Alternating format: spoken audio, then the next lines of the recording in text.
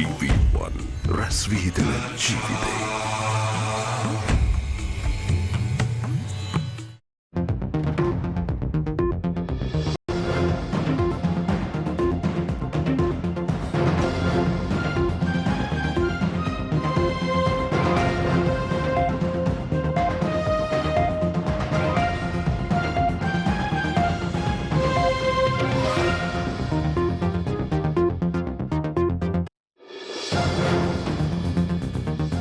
Will curfew be relaxed on Monday?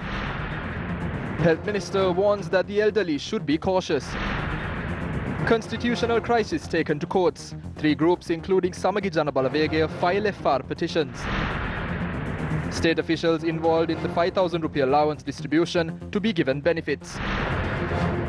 Central Bank of Sri Lanka further reduces policy rates to support economic activity, urges banks to reduce market lending rates.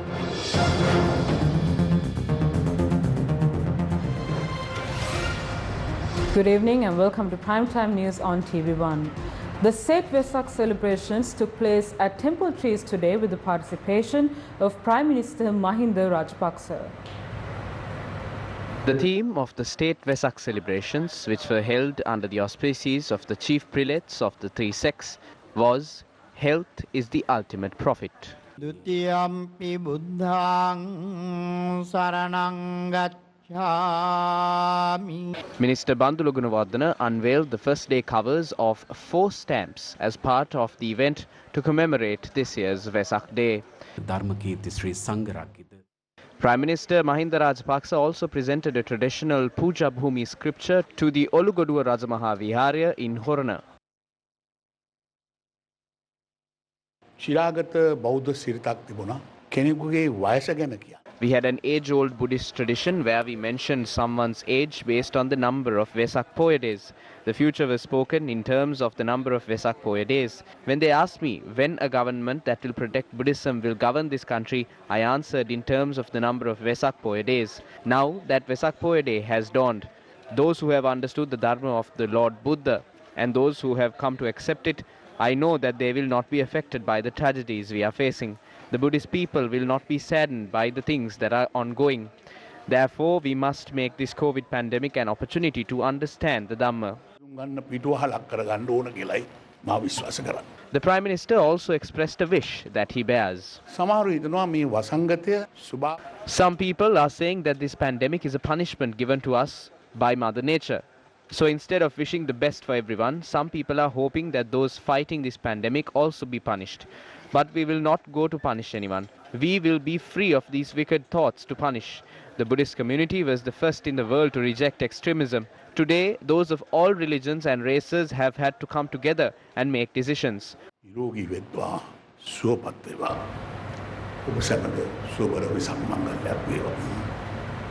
The government today explained the measures that would be taken to ensure the country returns to normalcy after curfew restrictions are relaxed. දැනට සෞඛ්‍ය බලධාරීන් විසින් වගකීම් ඉෂ්ට කරපු සියලුම ආයතන සංවිධාන As movement within high-risk Western province was strictly restricted, there appears to be no major spread of COVID-19. Health authorities have discussed matters such as transport services, travelling between districts and the reopening of shops and businesses with various factions. At present, several countries which witness higher death rates and where the COVID-19 impact was larger are relaxing lockdown restrictions. ආර්ථිකය පිළිබඳ සීමා ලිහිල් කරමින් පවතින ජාත්‍යන්තර වටපිටාවක් තුල තමයි අපි මේ ලිහිල්කරණය කිරීමට බලාපොරොත්තු වෙන්නේ.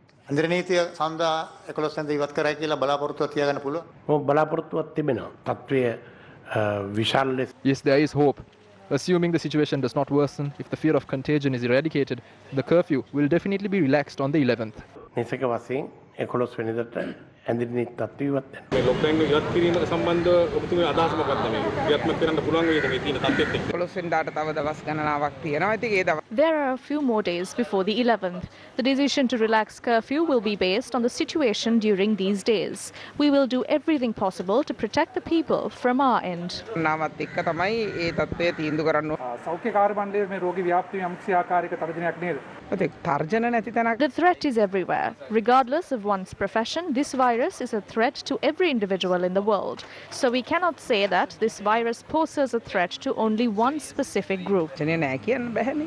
මේ යන තත්ත්වෙත් එක්ක හැමතුමිනේ සාමාන්‍ය තත්ත්වයට පත් වෙන කොච්චර කාලයක් ගත වෙද එහෙම ඔබතුමියට එහෙම ඉතින් කියන්න අමාරුයි ලෝකයේ තියෙන තත්ත්වය ඔබතුමාලට පැහැදිලිනේ.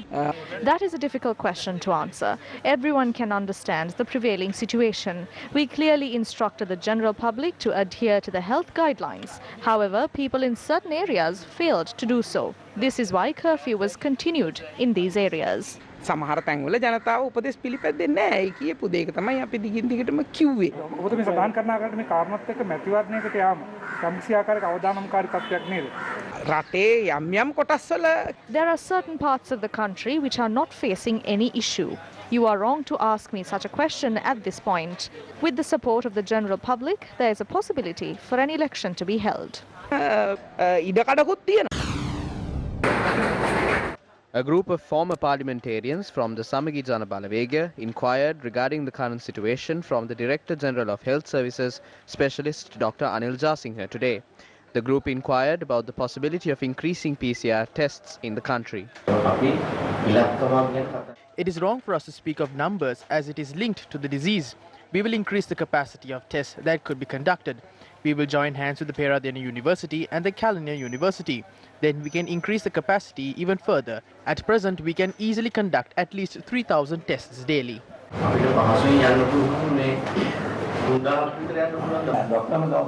You once said that about 100 cases were diagnosed as a result of increasing the tests. We can identify more patients only if we increase tests. We have to implement the best medical option possible based on the situation in the country. Let me point out an example. South Korea increased the number of tests, but they did not have a proper public healthcare system. Our strength is public healthcare. That is why we have managed to minimize the impact to this extent. Our mortality rate stands at 1%, but in Italy it is 13%. The vulnerable population died due to this disease. The vulnerable are those who are above the age of 60 or are suffering from other illnesses. Sri Lanka is a country which has seen a growth in elderly population. Therefore, the vulnerability is high. On the other hand, at least 10% of the people are suffering from diabetes. There are several heart patients in Sri Lanka as well. However, let me point out an example. If people below the age of 60 and above that are separated, then the virus cannot attack. The virus is most likely to attack the elderly crowd. But we haven't allowed that to happen. That is why the number of deaths are low.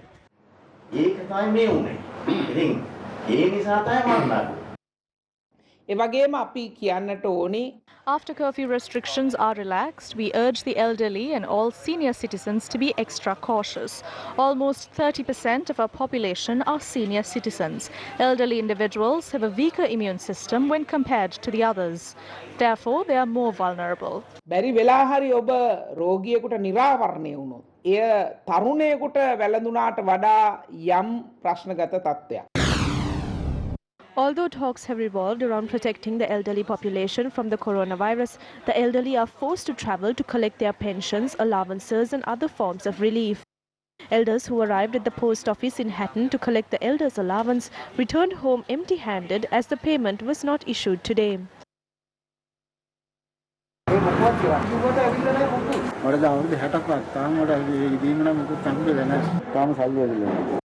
This was the manner in which elders queued up in several areas to collect their pensions and allowances.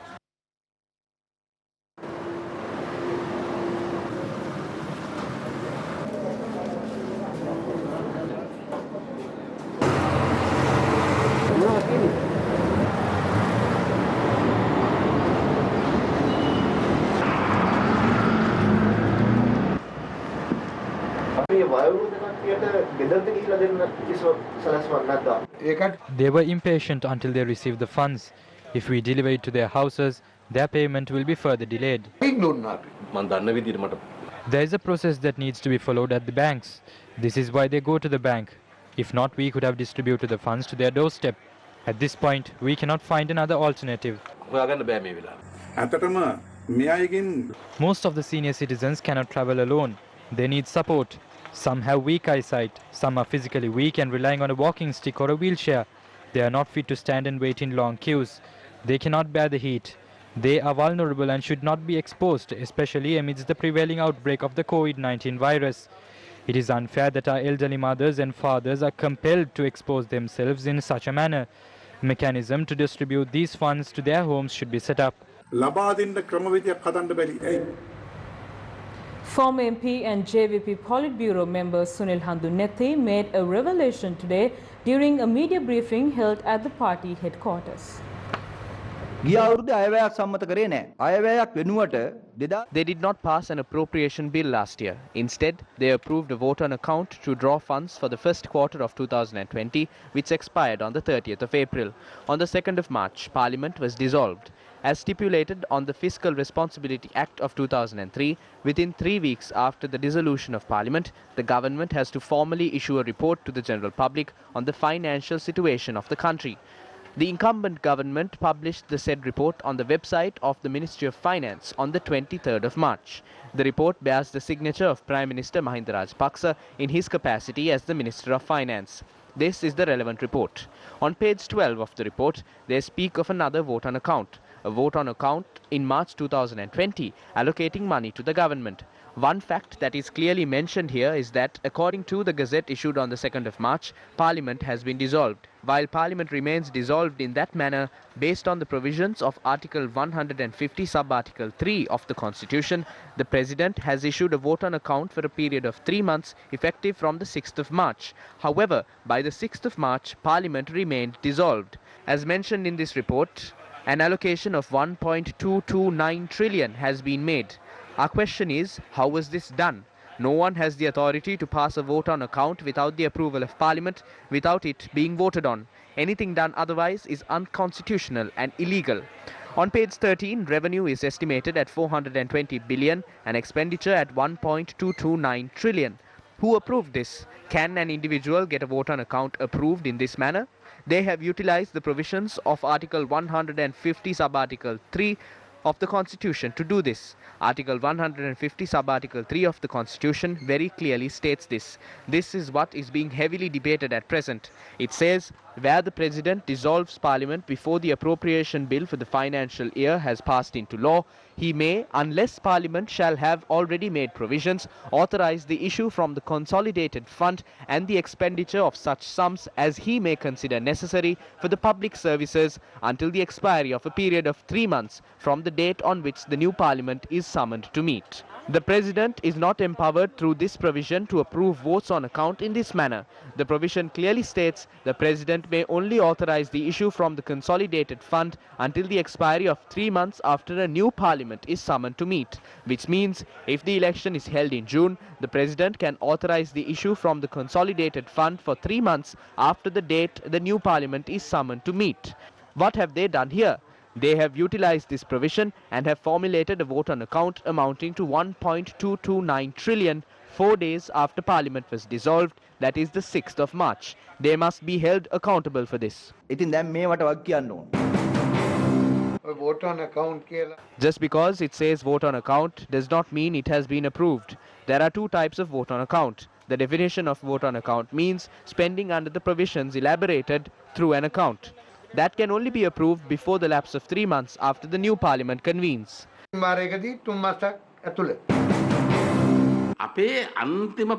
Sajith Premadasa and his gang, including Mangala Samaraveera, vehemently opposed the supplementary estimate we brought forward on the last day of the old Parliament.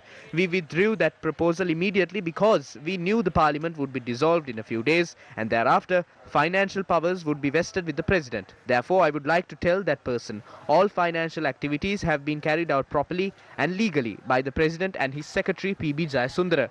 P.B. Jayasundara is the longest serving Secretary to the Ministry of Finance. His PhD is in financial economics. These decisions have been made with an accurate knowledge regarding it. Please do not crack any jokes. The President holds the authority until the new Parliament convenes and a supplementary estimate is approved.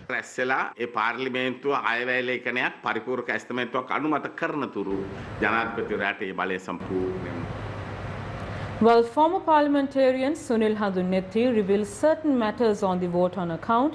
Former Minister Mangala Samaraveera challenged the government to prove its financial powers. Now, several views were expressed regarding this challenge today. That parliamentary election, which was scheduled to be held on the 25th of April, has been postponed until the 20th of June. However, the President has not announced a date on which Parliament would be convened after the election. Accordingly, former Minister Mangala Samaravira has questioned how the President could handle state expenses for 3 months after the new Parliament is convened. The government, including the President and the Prime Minister, are willing to accept any punishment if spending funds to grant relief to the people in the face of the coronavirus is an offence. We don't mind going to prison after working for the country. According to Article 50, Sub-Article 3 of the Constitution, the President has the powers to handle public finances at a time when Parliament has been dissolved. We are working according to the fundamental laws of the country and according to the Constitution. If they cannot let go of their practice to act against the government and the people, then we cannot do anything about it.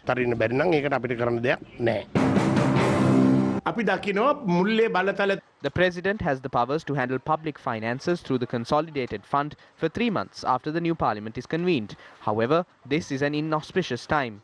The President can even face an impeachment. He should either seek a determination of the Supreme Court or reconvene Parliament and get the required funds approved. We are ready for that at any time. However, I do not know who is advising him. We informed this in writing. We told this before and after handing over our nominations. What is important to us is to see the government overcome this problem instead of clashing with the Constitution. Otherwise, we don't have any requirement to reconvene Parliament.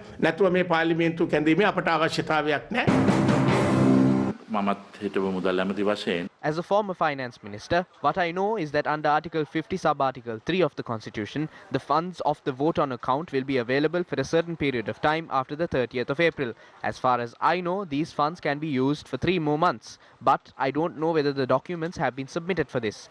Nevertheless, it is compulsory for Parliament to be convened after 3 months. These funds can be used for 3 months until then. That is why we say that it does not matter whether Parliament is convened or the election is held. The course of action should be lawful. If that is violated, then it is a problem.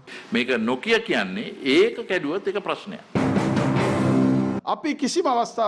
never violated the Constitution. We are acting in line with the constitutional powers vested with the President. Mangala Samaravira should not be exchanged in letters at this point. He can meet the President or the Prime Minister and explain the necessary details. My opinion is that the President does not have to respond to these false arguments of Mangala Samaravira. They try to activate their political mechanism only if we respond to such matters. The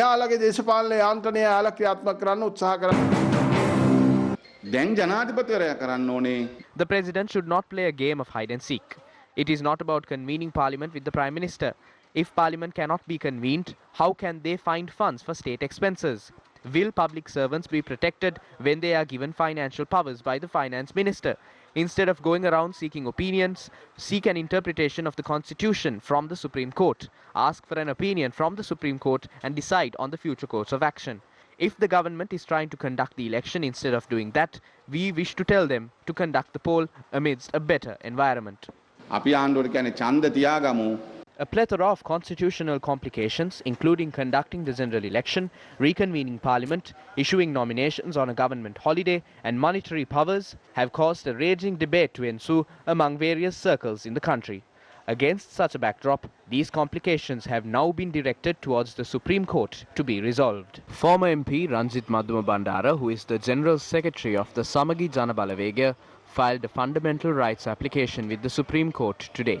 The petitioners requests for 2 interim injunctions to be issued, invalidating the gazette issued by the President dissolving Parliament on the 2nd of March and the gazette issued by the Chairman of the National Elections Commission declaring the 20th of June as the day of the general election. The petition notes, according to the appropriation bill produced to Parliament on the 23rd of October 2019, the present government was only vested with the power to use public funds until the 30th of April 2020. Former MP Ranjit Madhuma Bandara further notes in the petition that it is unconstitutional to use public funds thereafter, adding, by doing so, the government had violated his and the people's fundamental rights. Meanwhile, senior journalist Victor Ivan and 7 others filed an FR petition with the Supreme Court challenging the 20th June parliamentary election. The FR application requests for ruling to claim the Gazette notification by the Election Commission declaring the 20th of June as the date of the election is in violation of the provisions of the Constitution and the said Gazette notification be quashed. The petitioners state, in terms of the law and the Constitution, elections must be held and a new parliament summoned within 3 months of the dissolution of parliament. It adds the sovereignty of the people would be fatally undermined if the parliament remains dissolved for more than 3 months. Chairman of the NEC and its members and the Attorney General were named as the respondents in the petition. Meanwhile, Dr. Pakesoti Saravanamuttu, Executive Director of the Centre for Policy Alternatives, filed a fundamental rights application challenging the decision to dissolve Parliament on the 2nd of March 2020 and the decision of the Elections Commission to reschedule elections to the 20th of June 2020. 3 more patients tested positive for COVID-19 today, bringing the total number of COVID-19 cases in Sri Lanka to 771. 3 more patients who tested positive for the virus were discharged from hospitals today, bringing the total number of recovered patients to 215. According to Navy media spokesperson Lieutenant Commander Rusuri Bandara, the 3 individuals who were discharged today were all Navy officers.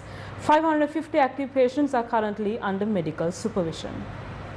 අද රාත්‍රී 8 සිට සඳුදා උදෑසන 5 වනතුරු ශ්‍රී Lanka Starting from 8 p.m. tonight until 5 a.m. next Monday, curfew will be in effect across the island for 4 days. Everyone should celebrate Vesak at home. If anyone is found celebrating as a group, it will be considered as a violation of curfew regulations. කණ්ඩායම් හැටියට එවැනි කටයුතු වල නිරත නොවන ලෙසට අපි ඉල්ලා සිටිනවා. These were the views expressed during a media briefing convened by the Samagi Janabalawege today.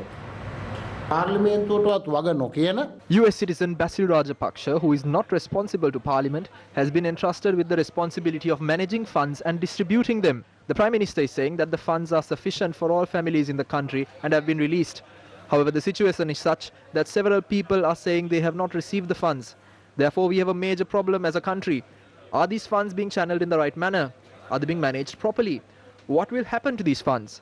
There is no responsible body to make these inquiries. We didn't go to the Playhouse Parliament. That is because we need to discuss issues such as management of funds in a supreme body such as Parliament. Therefore, we wish to make a very strong promise. Reconvene Parliament. We don't want our pensions or the food from the canteen. We will bring our own bottles of water. ඕනම් canteen එකේ කෑමත් එපා අපි ගෙදරින් බත් මුලක් බැඳගෙන ගෙදරින් වතුර බෝතලයක් අරගෙන ආවෙලා අපි පාර්ලිමේන්තුවේ ඉඳ ගන්නවා. තේන සල්ලි කොතනද එතන බැසි. When there is money, there is Basil. We cannot allow the money of the people to be given to a corrupt leader like Basil Rajapaksa. ඉලා අපට බලන් ඉන්න බෑ. මතක තියාගන්න. ඊනේ ඔය ටික ඔබතුමාට එදා කියන්න තිබුණා කොණ්ඩ ඇවිල්ලා. එතන ජෝගියට අපි සම්බන්ධ වෙන්නේ නැහැ. ඒ ජෝගියට. නියෝජ්‍ය ඇමතිවරු, ඒක රාජ්‍ය ඇමතිවරු, ඇමතිවරු, හිටපු ඇමතිවරු. අපි 22ක දවස් ගෙවල් බාර දීලා නැහැ. ඒක නම් මම දන්නේ නැහැ අපිට. I don't know anything about that. We have returned our homes. However, they can be handed over to anyone within 3 months. 5 cases against the members of the government and the opposition. A letter had been sent. The TNA has a different problem. They are trying to resolve whatever the issues they have at this time. If the TNA had made such remarks when we were in power, they would have said that the country has been given to separatists. ඕවනේ කියන්නේ ජය වේවා. TNA එක දේශප්‍රේමී වුණා. ඔබතුමාලා දේශද්‍රෝහී වුණා නේද? ඒක එක්කෙනාගේ තමන්ගේ මට්ටම් තම මට්ටම්නේ මල්ලි. The Sri Lanka Podujana Peramuna responded to these allegations during a media briefing at the party headquarters today. දැන් ඔබ දන්නවා මේ වසංගත තත්වයට අපි මුහුණ දෙන්නේ. The election has been declared. Even the health minister does not like to appear on TV much. That is because they feel that it would promote candidates. Basil Rajapaksa is not a candidate. Therefore, he is the only person to whom the president can give such a responsibility. We cannot entrust the responsibility on anyone else. If we do so, it will be interpreted as an election campaigning activity. This is being viewed as a mistake since the work has been carried out properly. Those in the opposition are hunting for mistakes since the 5,000 rupee relief distribution program has been done in a 99.9% proper manner. Although a treatment hasn't been found for the coronavirus, the opposition will receive their treatment at the hands of the people during the next election. The Sri Lanka Grama Niladhari Association, the Sri Lanka United Grama Niladhari Union and the Development Officers Service Union have withdrawn from their services to distribute the 5,000 rupee relief grant. One of the main concerns raised by them is the decision to grant an allowance only to some of the officers. Meanwhile, the cabinet has decided to grant an additional allowance to the salaries of all state officials involved in the process of distributing the relief grant. ග්‍රාම නිලධාරී මහත්මයෙක් වසන් දෙකක් ආවරණය ග්‍රාම නිලධාරි කොට්ට. If one Grama Nilladhari officer covers 2 divisions, then he will receive a slightly higher allowance than others. We hope to provide this allowance to cover the costs incurred for fuel, telephone and other additional expenses related to this process. අතිරේකව මේ සහනාධාරයේ බෙදීම සහන බෙදීම හා සම්බන්ධිත පිරිවැය වෙනුවෙන් තමයි මේ අතිරේක දීමනාව ගෙවන්නේ. Meanwhile, cabinet approval has been granted to provide funds to state institutions which have been affected financially. Cabinet පත්‍රිකාවක් ඉදිරිපත් වූ ගරු අග්‍රාමාත්‍ය මහින්ද රාජපක්ෂ මැතිතුමා විසින් මුදල් ආර්ථික According to a cabinet paper submitted by Prime Minister Mahinda Rajapaksa on behalf of the Finance Ministry, several institutions have been affected financially and are facing difficulties in managing their expenses such as paying wages. Accordingly, Cabinet has granted approval to provide additional funds to state bodies including SATOSA, the Development Authority for Plantations, State Plantations Corporation, State Engineering Corporation and the State Manufacturing Corporation. Meanwhile, the government has requested house owners to levy half the rent imposed on occupants of boarding houses. අපිට ඉල්ලීමක් කරන්නට කියලා cabinet මණ්ඩලයේ නියම කළා. විශේෂයෙන් විශ්වවිද්‍යාල The Cabinet has asked us to make a request. Individuals who arrive in Colombo for employment or for academic purposes have been lodged at boarding houses. Therefore, we request house owners to levy only half of the rent as it would be beneficial to them. ගෙවන පාර්ශ්වයන්ට සහනයක් වෙන නිසා මේ සහනය ලබා දීම සඳහා නිවාස හිමියන්, කඩ හිමියන් යනාදිය කාරුණික වෙලා කුලියෙන් අඩක් හෝ අය කරගන්නවා නම් වඩා යහපත් බව අපි ඉල්ලීමක් විදියට එවන්නක් කරන්නට බලාපොරොත්තු වෙනවා. Farmers who arrived at the Agrarian Services Centre in the Kotagama area in Bibila with the hope of purchasing fertilizer had to return home empty-handed today.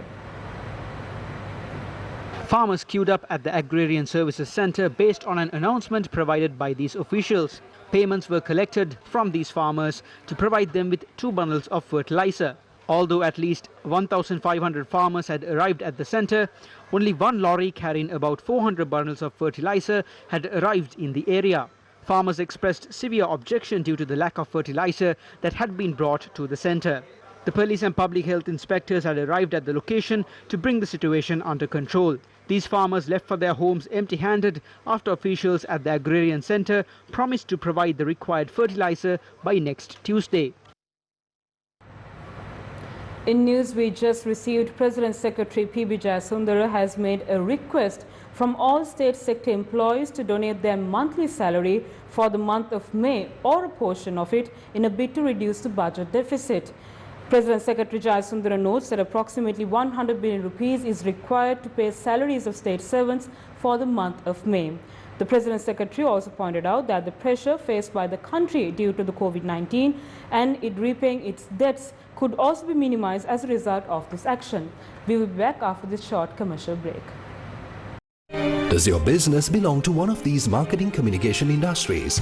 The Market Research Society of Sri Lanka invites you to join a Marcom initiative to estimate the total value of the industry with the aim of engaging the government. WhatsApp 076 887 0757 to receive the registration link. Welcome back to the news. British parliamentarian Ranil Jayawardena, who is of Sri Lankan origin, has been appointed as a minister in the UK government today. On his Twitter handle, Ranil Jayawardena announced that Prime Minister Boris Johnson has asked him to serve as a trade minister during the pandemic. Jayawardena tweeted, quote, "It is a great privilege to have been asked by Boris Johnson to serve as a trade minister at this crucial time. I look forward to meeting Liz Truss to underpin the government's agenda for global Britain. Much to do," unquote. The newly appointed minister, who was serving as a parliamentarian since May 2015, was appointed as the deputy chairman of the Conservative Party this year. The total number of COVID-19 cases in Sri Lanka has risen to 795. In more local news, the central bank has further reduced policy rates to support economic activity. Accordingly, the standing deposit facility rate and the standing lending facility rate has been reduced by 50 basis points to 5.50% and 6.5% respectively, effective from the close of business today.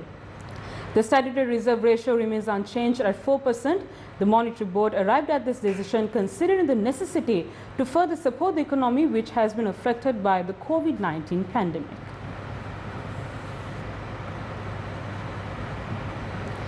Attorney-at-Law Gauri Shangari Thawarsa filed a fundamental rights application with the Supreme Court of Sri Lanka on behalf of Attorney-at-Law Hijaz Omar Hizbullah, who was arrested in connection to the April 21st attacks. The petition requests court to grant leave to proceed in the first instance and to declare the arrest and detention of Hizbullah as unlawful, void ab initio and of no force or effect in law. The petition also requests for permission to be granted to relatives of Attorney-at-Law Hijaz Hizbullah detained by the Criminal Investigations Department to visit him. 6 people were named as respondents, including the Attorney General, Acting Inspector General of Police and the Director of Criminal Investigations Department. And that's the wrap of this edition of Primetime News for tonight. Signing off for now for the news system, Mazra San with our sign language interpreter, Brian D. Cruz. We will now cross over live to Faraz Shaukat from the newsroom. Faraz, it's over to you. And a very good evening to everybody, and thank you very much, Azra. This is a Newsline with our brand new timing, straight after the news at 9:30, going through to 10 o'clock. And we know we've had some challenges, but we've resolved it thanks to the sterling efforts of all our production crew, engineering, everybody on the 3rd floor here. And thank you to each and every one of you. And here we are in our new set on the 3rd floor, and we're joined today by Dr. Harsha De Silva. Very good evening to you, Doctor. Good evening, Paz. And welcome to the 3rd floor. Thank you very much. You are one of the first actually to come here. Thank you. Now then, I wanted to bring your attention to this fact.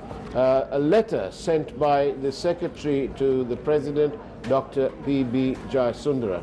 In this, he is addressing it to his colleagues in the civil service, and he's suggesting a voluntary pay reduction, a pay cut.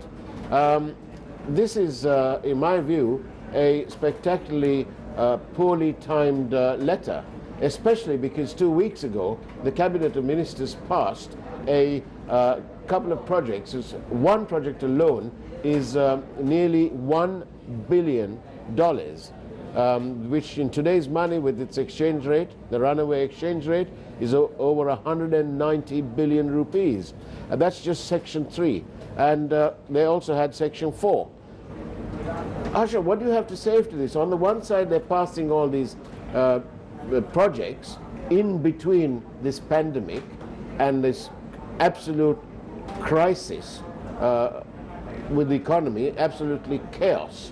And they're passing this willy-nilly, and at the same time, they're writing this letter. Hey, this is the letter sent by Dr. PB. Yeah. Thanks. I saw that letter. I think it came out earlier this evening, saying, look, take up to a month's cut. He says he's planning to do it, and others should follow. There are a couple of issues here, like what you just mentioned, is that what is the priority here? Right? I mean, if you're on the one hand willing to spend $1 billion signing a contract when Parliament is not meeting to spend something without any sort of transparency, and on the other hand saying, look, everybody take a pay cut, right? Then obviously there is something that is really not gelling. And also I must remind you that these two projects, Section 3 and 4, been awarded on the basis of unsolicited bids. So this is precisely what I'm saying. If the Parliament is not meeting, there are no committees, and there is no way to ask questions. Now, for instance, I wanted to find out if the debt ceiling has been breached, right? Whether the President has the authority to borrow some more money in this instance. But there is no way for us to find this information because we are not meeting. Right? So if Parliament is not meeting, there are no checks and balances, and you can continue to go ahead and spend as you wish, like what you are mentioning here. So that is one issue. On the other issue, what I found very disturbing is that, sure, the public servants have been doing an excellent job. There is no issue about that. And those people, I know even in my Sri Jawadhanapura Divisional Secretaries Division, they have been working day and night trying to get this a list prepared, even though there has been political influence. Keep that aside. in doling out the measly 5,000 rupees.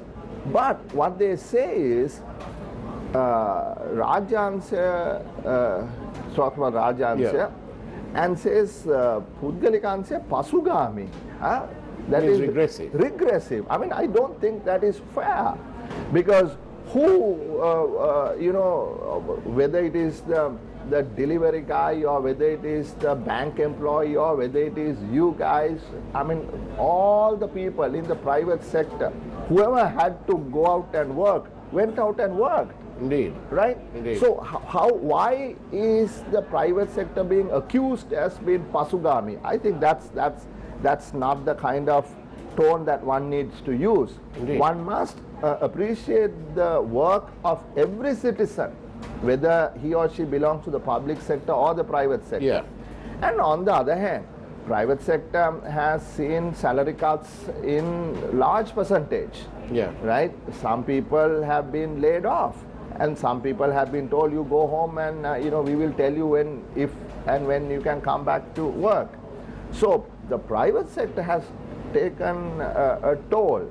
So I think that difference also needs to be made, that it is not just one group of people, but all people. Indeed. When called to act, they have come forward. Now, Dr. Harsha, there is a report which is based on the Sri Lanka Labour Force Survey. These are government figures, the annual report for 2018, released by an arm of the central bank. Yeah. Now, an independent analysis of that figure suggests that there's going to be massive job losses. Yeah. Right? And most people are probably thinking that when they go back to work, it's all going to be hunky-dory. Yeah. They've got a job and they can carry on expecting their paychecks. But the situation is actually much worse than that. According to this independent analysis, approximately 1,113,000 people will be out of a job. And there are some industries which is high risk, which is going to expect 25%. That includes manufacturing and the construction industry, air conditioning supply, water supply, waste management, and so on. These are horrendous figures. 1.1 million. How accurate do you think that these figures could be? Actually, it's quite interesting, because I also saw that today, but over the last few days I did some more analysis, which I published in the Daily Mirror and the Financial Times, etc. Right. If I can show this is how I see the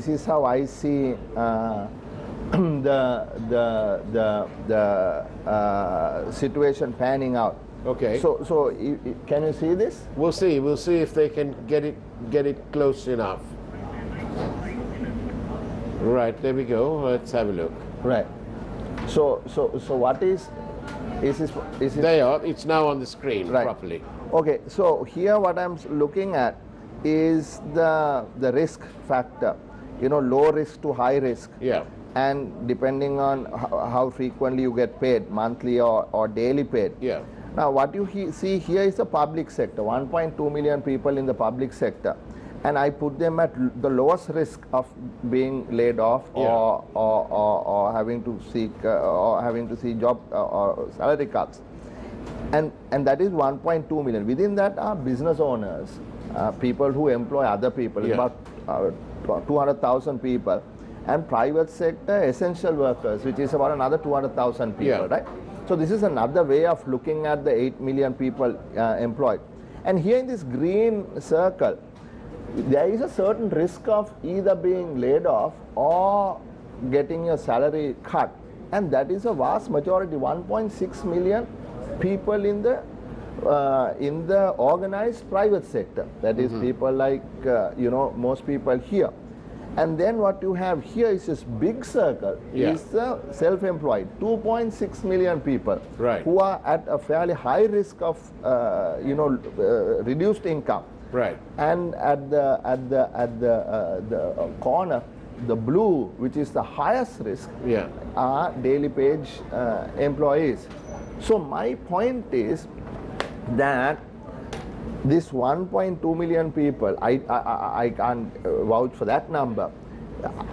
There is going to be a fair number, could even be more than that. Indeed. Right? In the short term, that are either going to lose their jobs or going to have to take serious cuts in their And this income. is the conversation. This is the conversation that we need to be having now, not these projects which probably long term are needed, but not right now.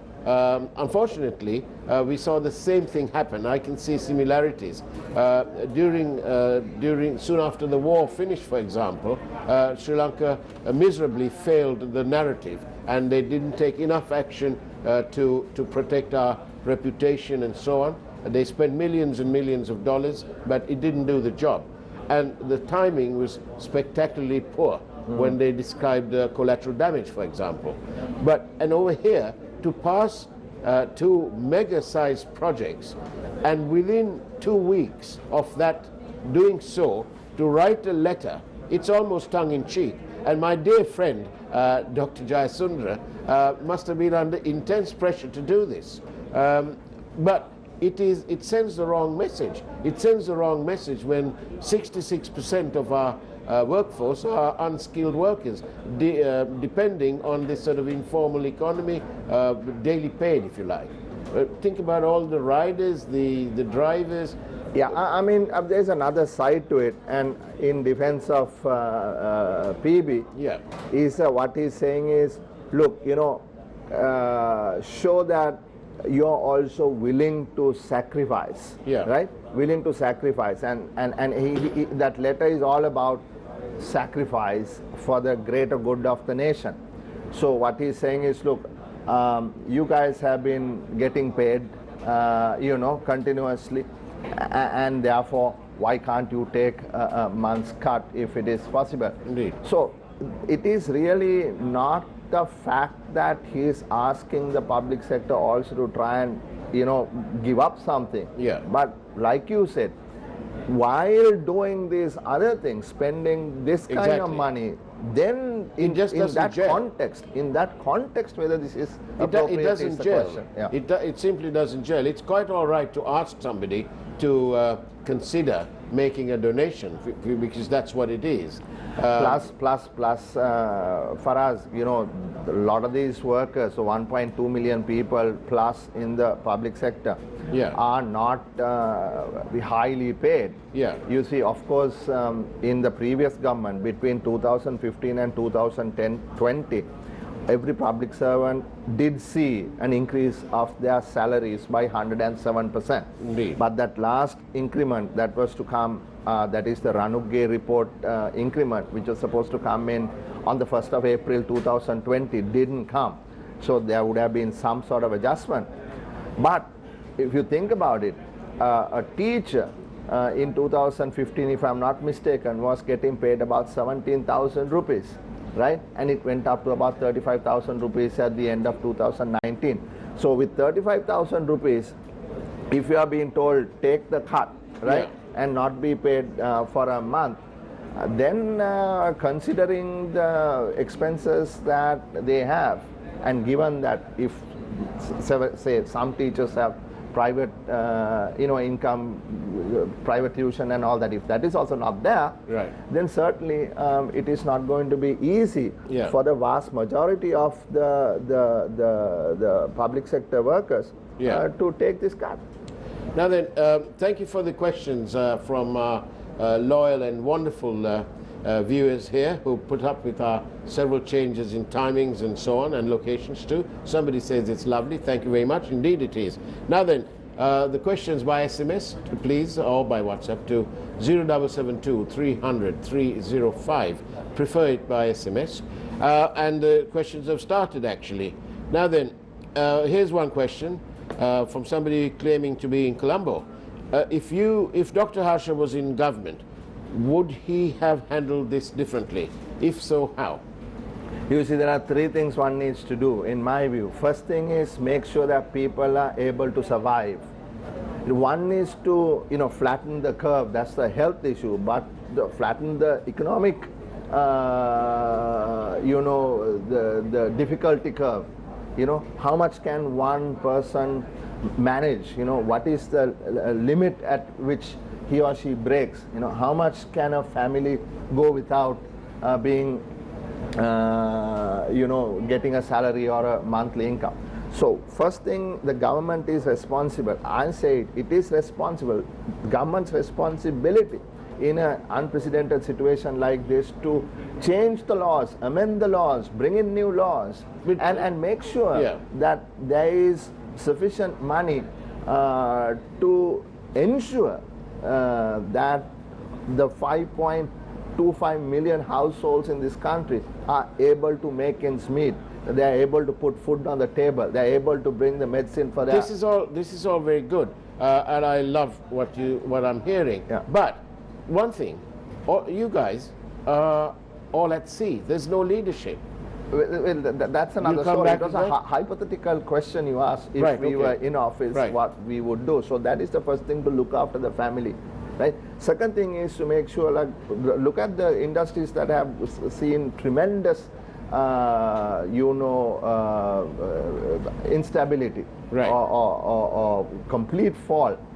For instance, in tourism and so many other areas, in the apparel manufacturing, so many areas where people are completely out of jobs, and the sector itself needs to be resuscitated. Right. So consider those and ensure that they have the kind of financial resources through the financial system, obviously, to get back up. And the third thing is, we mustn't throw the baby with the bathwater, and I'm saying this seriously because there's been a discussion, even in Dr. PB's letter. I saw sort of a veiled reference to the failure of the market economy and so on, right? People have been talking about, growing everything here, doing everything here, manufacturing everything here and so on. So that, for us, when the tsunami came, for a while people didn't go to sea.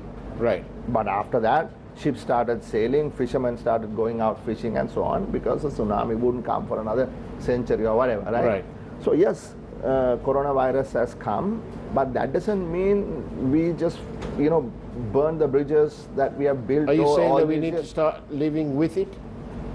We have to figure out a way to deal with this virus, and to not close our borders, not start looking at a closed economy again, not start talking about the failure of the market system. Because Sri Lanka for centuries prospered because of its ability to trade.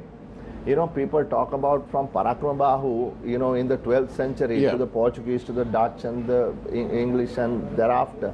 We've been a trading place. We are a small open economy. There's only so much that we can do here.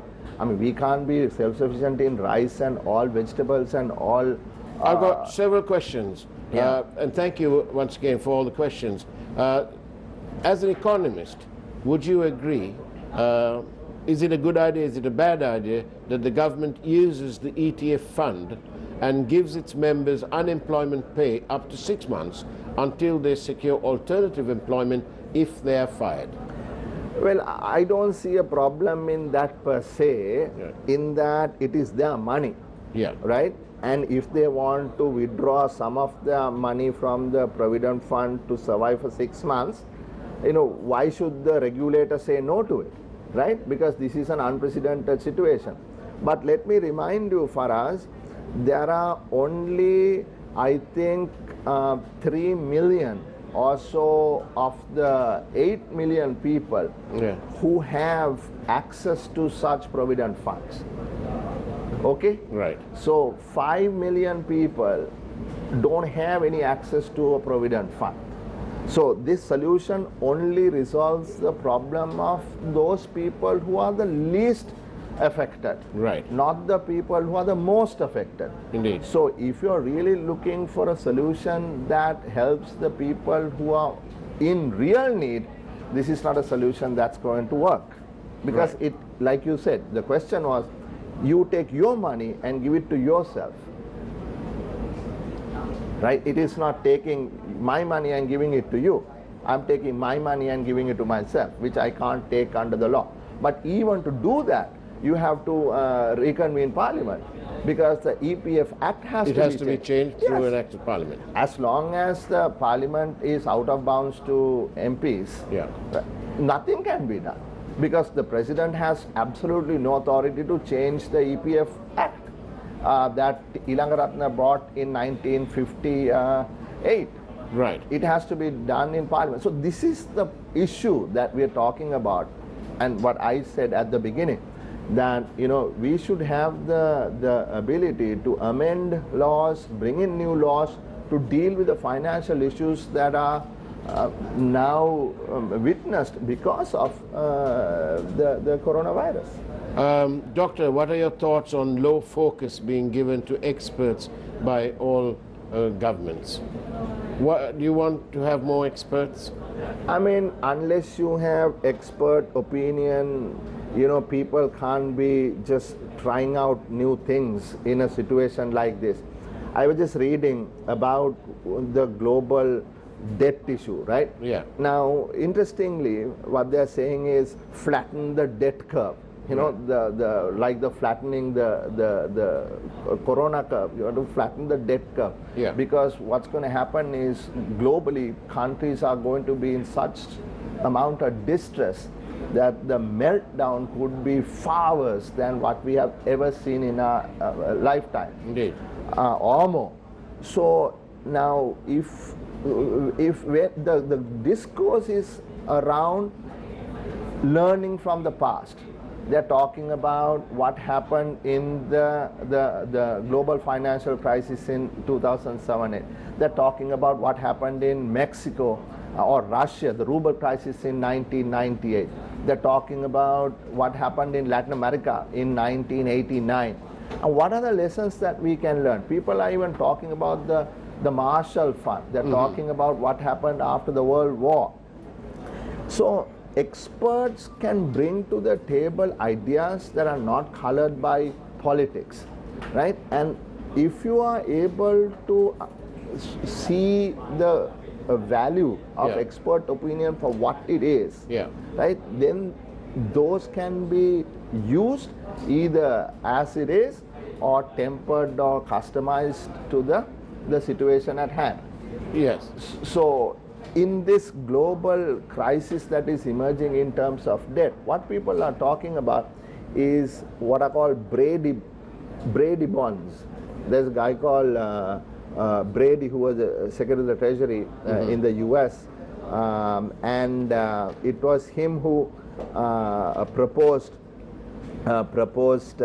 these bonds when Latin American default crisis happened, and how they were able to reissue tradable bonds as opposed to commercial bank loans those countries had. So my point is, when you have expert opinions coming out, Soros has written about it, others have written about it, and take those expert opinions and instead of trying out crazy things that has no precedence or no evidence of success, it is better to go with expert opinion always. Now then, here's an interesting question. We're coming towards the end of it. In these exceptional circumstances, in these exceptional times, with so much of suffering going on and fear and so on, in the national interest, would the SJB consider coming into an alliance with others, including the UNP? I think all past petty political positions need to be forgotten in going forward.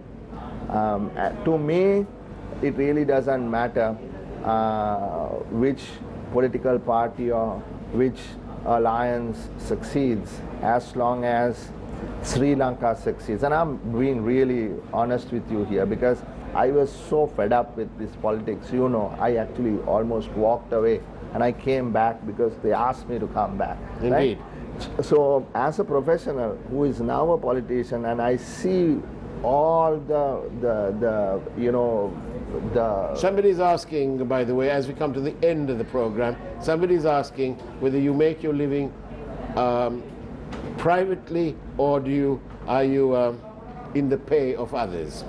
I'm not in the pay of anybody. I have always been my own person, and for 45 years before I worked before I came to politics. Yeah. I did it my way, and I will continue to do it my way. But the point I was making is that we need to come together and at least for a short period of time be able to sort of put I'm behind sorry, Harsha, the but politics. we've come to the end, and I have to say this, that several people have replied already to what you ought to have replied, and they're saying that all these alliances may well work, but the one problem, and then that is that the leader of the United National Party cannot be trusted. Now then, that's the opinion of somebody, but Harsha De Silva, we really do truly appreciate you coming and joining us on these wonderful new settings, and many people have said how wonderful it is. Thank you very much, and if you go listen to the end of this program, the new one will be it'll be Legends of Music coming up after this. Thank you, and thank you to everybody who made this happen today. A lot of hard work, and everybody came together because these 30 seconds. 30 these seconds. are exceptional I don't have 30 circumstances. seconds. We'll give you 30 seconds. You know, I was on Face the Nation a few days ago, and after that, Madam Chandrika Kumartunga sent me a long text, and she said, "Look, Harsha, don't forget, after the tsunami, all the parties worked together." She said that she invited everybody, government, opposition, and she said, have we already forgotten that it is possible for everybody to work together in a national crisis? And that is something to really think about. Thank you. And on that note, that's the way it was on Newsline Live, here from the Newsfirst studios in Dawes Street in Colombo. We leave you with this, let's call this a clarion call, shall we? Rise up, Sri Lanka, the song, Nagitimu, Sri Lanka. Take care, great night to you, and of course, God bless.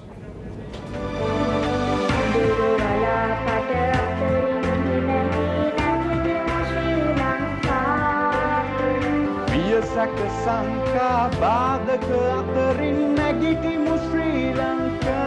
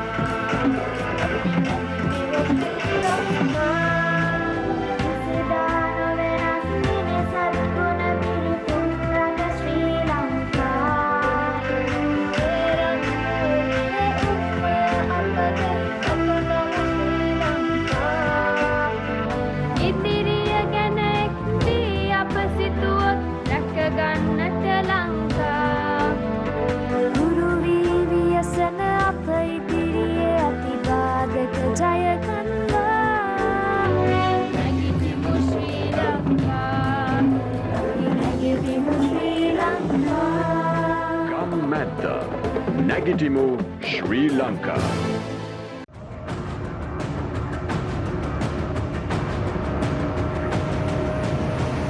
Newsfirst Newsline with Faraz Shaukut Ali.